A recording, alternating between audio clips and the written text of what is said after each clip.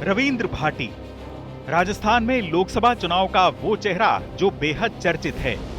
राजस्थान की बाड़मेर जैसलमेर सीट से शिव विधायक रविंद्र भाटी चुनावी मैदान में हैं।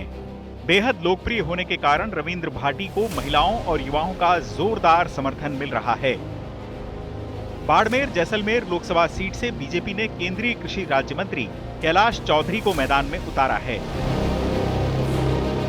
भाटी की उम्मीदवारी और उनको मिलते जन समर्थन ने बीजेपी की धड़कनें भी बढ़ा रखी हैं। सबसे बड़ी चीज पानी रही है, पता शिक्षा चिकित्सा तो है ही, और तमाम ये चीज़ कारण अगर मैं बात करूं कल्याणपुर और हुए सिंदरी समदड़ी बेल्ट रही तो वह गंदे पानी के कारण कई सारा किसान भाई है जो परेशान हो रहा है। नहर बेल्ट रे मीना बिजली की समस्या बहुत बड़ी है, तो समस्या रही तो कोई कमी को नहीं है, पर ये तरह लोगों का भरोसा है कि मोटियार आ गया है, युवा आ गया है और उम्र समस्या रे वास्ते काम करे, उम्र निराकरण करे।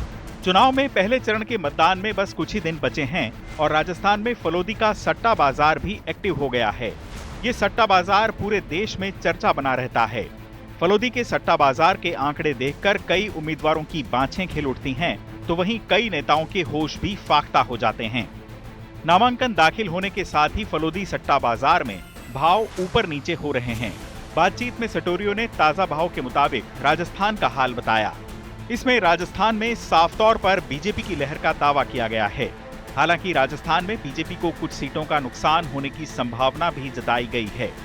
अगर बाड़मेर जैसलमेर लोकसभा सीट की बात करें तो निर्दलीय विधायक रविंद्र सिंह भाटी के लिए ये चुनाव चौंकाने वाला परिणाम दे सकता है। भाटी की जीत की संभावना जताई जा रही है।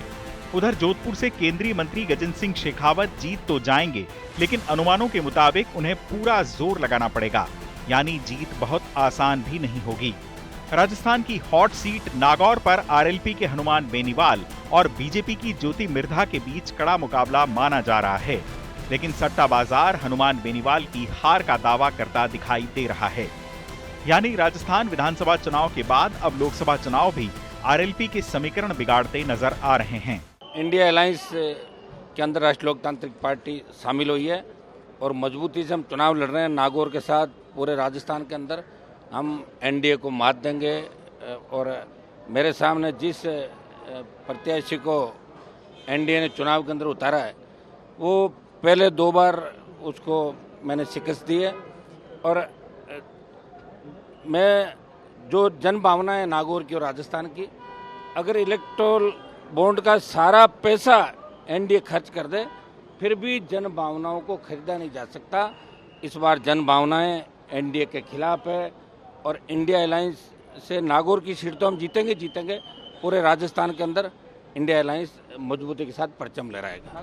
राजस्थान में 25 लोकसभा सीटें हैं, जिन पर 2 चरणों में यानी 19 अप्रैल और 26 अप्रैल को मतदान होना है। पिछले 2 चुनावों में प्रदेश की सभी सीटों पर बीजेपी ने जीत हासिल की थी, जबकि कांग्रेस खाता खोलने में नाकाम रही थी। वैसे फलोदी सट्टा बाजार के अनुमानों के मुताबिक लोकसभा चुनाव में बीजेपी अपने दम पर 330 के आसपास सीटों पर जीत हासिल करती दिखाई दे रही है। चुनाव आज तक।